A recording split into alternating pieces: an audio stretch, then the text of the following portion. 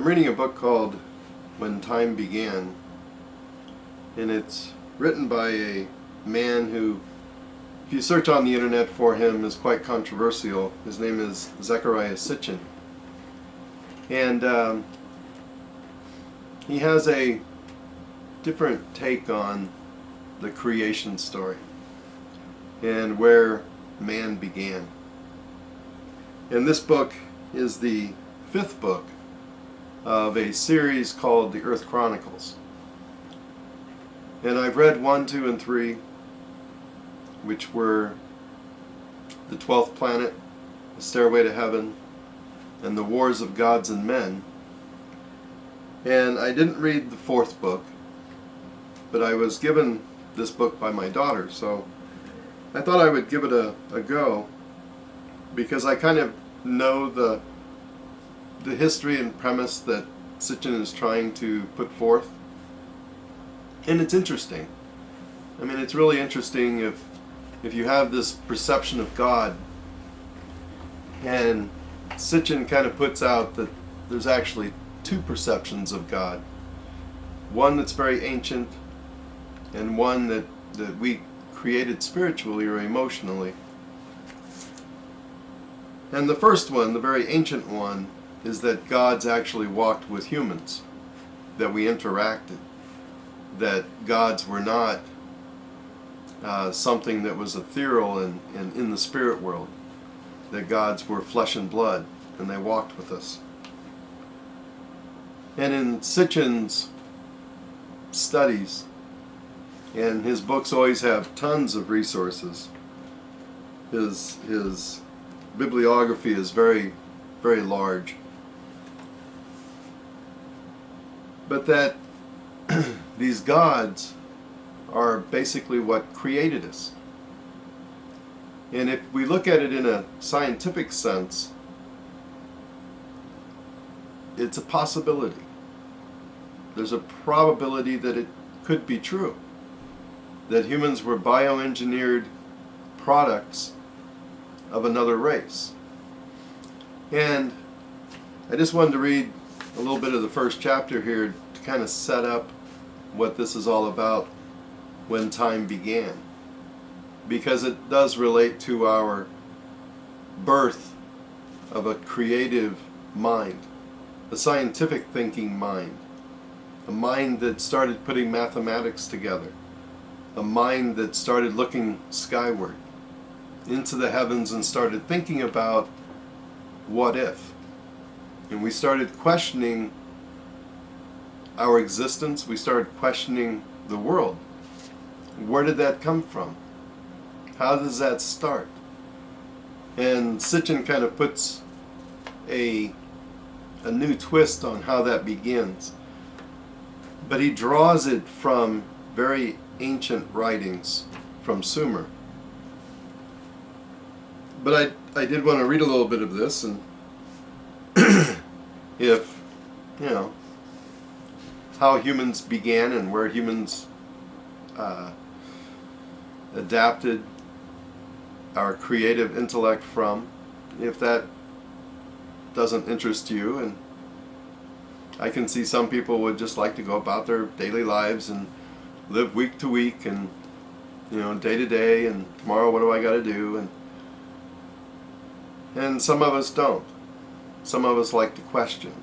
Some of us like to use our creative mind to delve into where did it all start? Where did time begin? So chapter 1 is called The Cycles of Time, and it begins. It is said that Augustine of Hippo, the bishop in Roman Carthage, AD 354 to 430, the greatest thinker of the Christian church in its early centuries, he fused the religion of the New Testament with the Platonistic tradition of Greek philosophy, was asked, "What is time?" His answer was, "If no one asks me, I know what it is. If I wish to explain what it is to him who asks me, I do not know."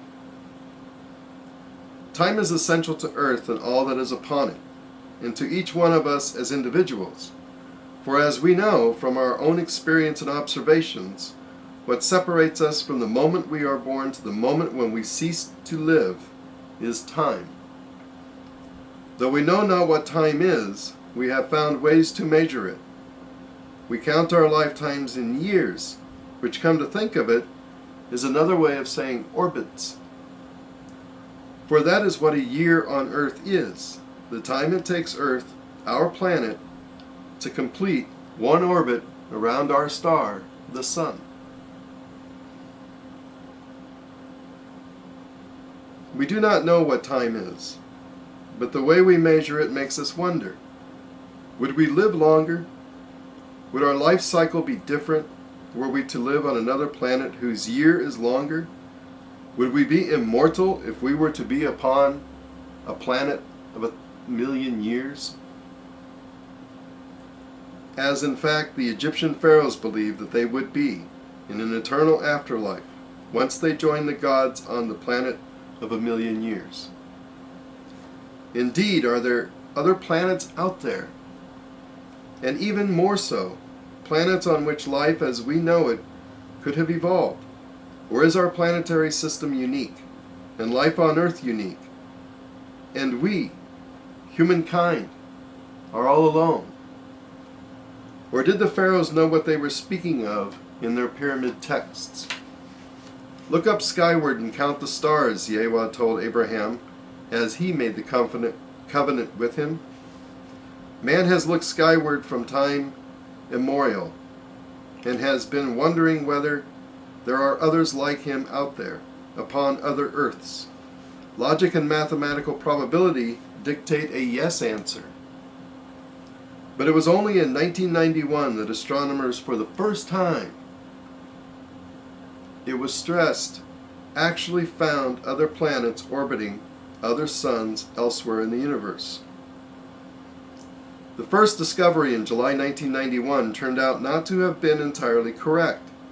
It was an announcement by a team of British astronomers that, based on observations over a 5-year period, they concluded that a rapidly spinning star identified as Pulsar 1821-10 has a planet-sized companion, about 10 times the size of Earth. Pulsars are assumed to be the extraordinarily dense cores of stars that have collapsed for one reason or another, spinning madly. They emit pulses of radio energy in regular bursts, many times per second. Such pulsars can be monitored by radio telescopes by detecting a cyclic fluctuation. The astronomers surmise that a planet that orbits Pulsar 1829-10 once every 6 months can cause and explain the fluctuation. So basically you have a star. Here's Earth where we're looking at that star, and there's a planet that goes around the star. So as that planet moves in front of the star, we see a blip, because basically that planet is interrupting the light that's coming from that star.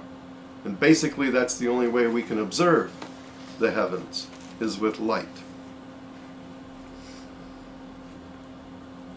But it goes on. As it turned out, the British astronomers admitted several months later that their calculations were imprecise, and therefore they could not stand by their conclusion that the pulsar, some 30,000 light years away, had a planetary satellite. By then, however, an American team had made a similar discovery pertaining to a much closer pulsar, identified as PSR 1257+12, a collapsed sun only 1,300 light years away from us. It exploded, astronomers estimated, about a mere billion years ago.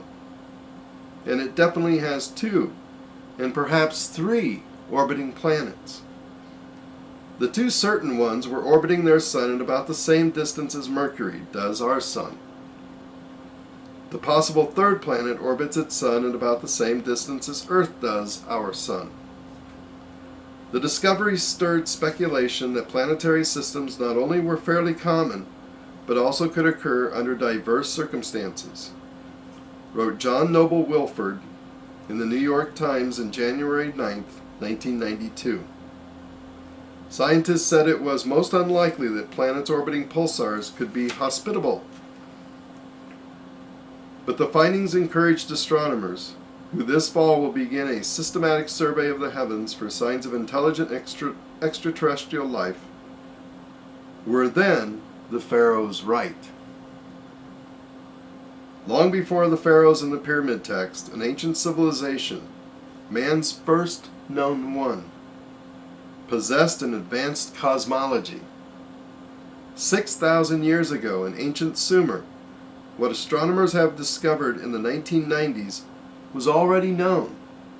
Not only the true nature and composition of the solar system, including the farthest out planets, but also the notion that there are other solar systems in the universe, that their stars, or suns, can collapse or explode, that their planets can be thrown off course, that life, indeed, can thus be carried from one star system to another.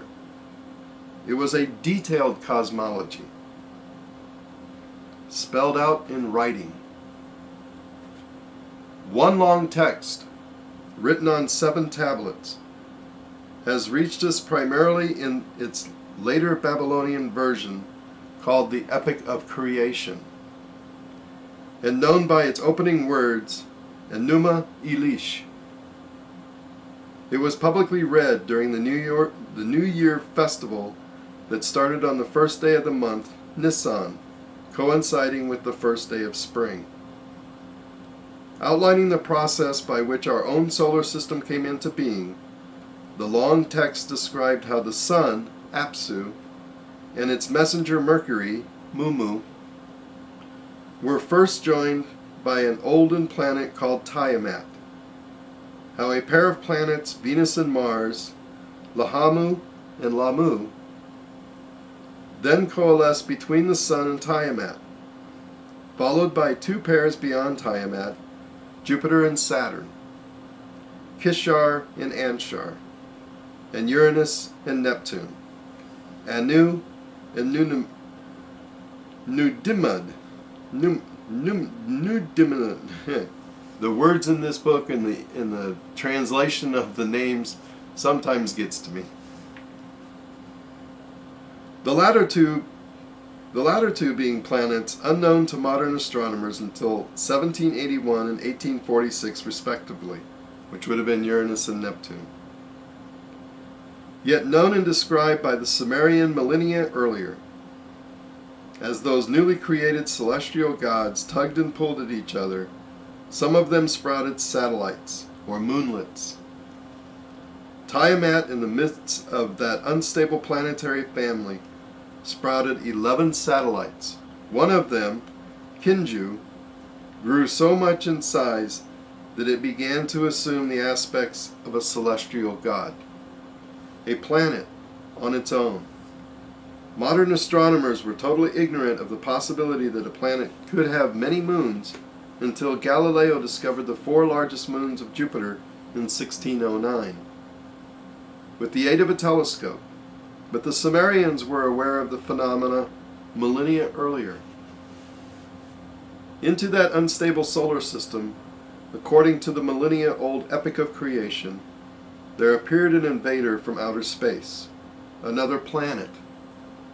A planet not born into the family of Apsu, or our sun, but one that had belonged to some other star's family, and that was thrust off to wander in space.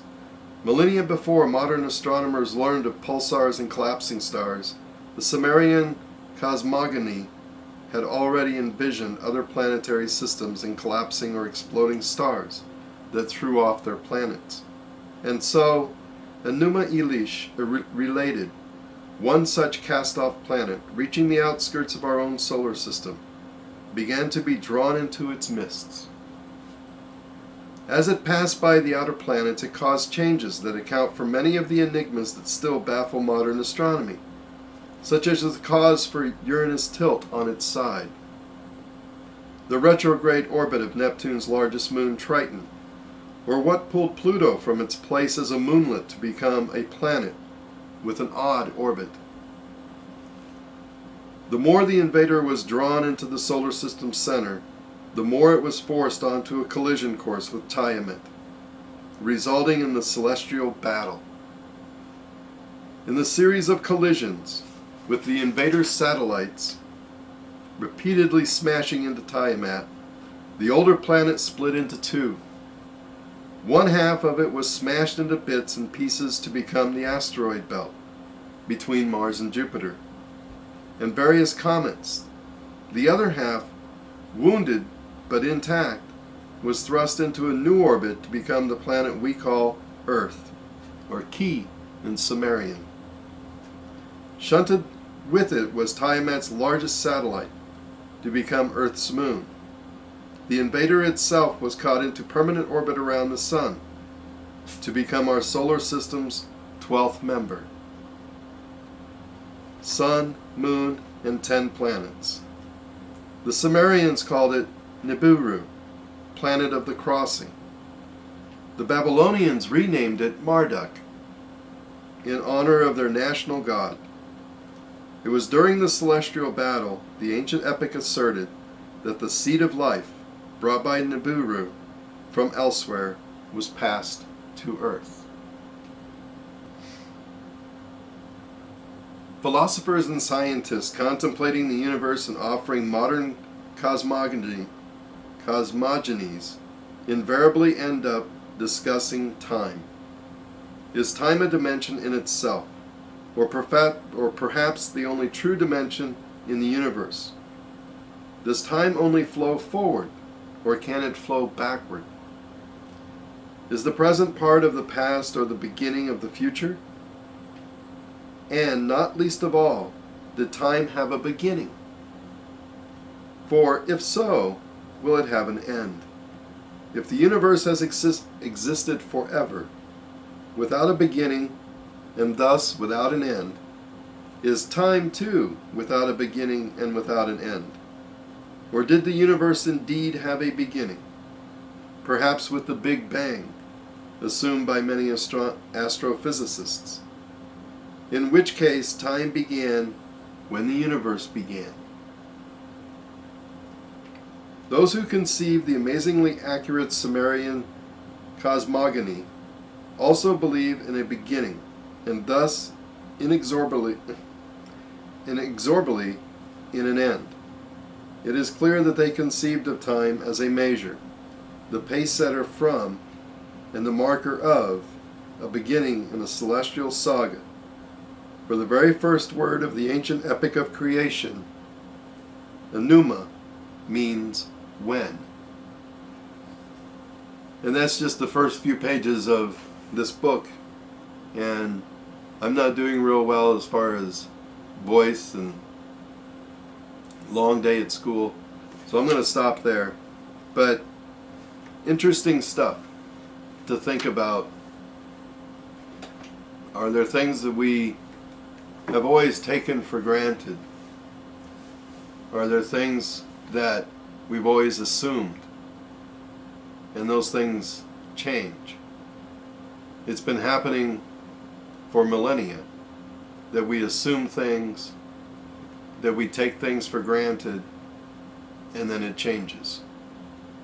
And I don't know if I specifically believe everything that Zecharia Sitchin says.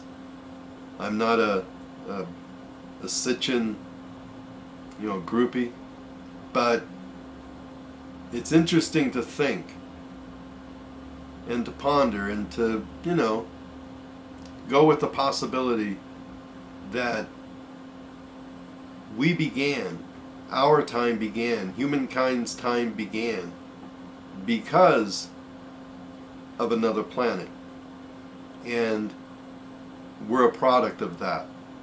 Now, the Epoch of Creation takes place at the beginning of the solar system, before our life began. But we have to understand that we're talking millions of years. We're not talking something that happened in 6 days. It may have happened in 6 epochs, or 6 periods of time. But it's interesting to think about it. And, you know, what are your thoughts on that? Do you think we could have started from a seed that came from someplace else? And as that seed grew, that someplace else came to nurture, foster, teach it how to be a creative being? Just a thought. Take care.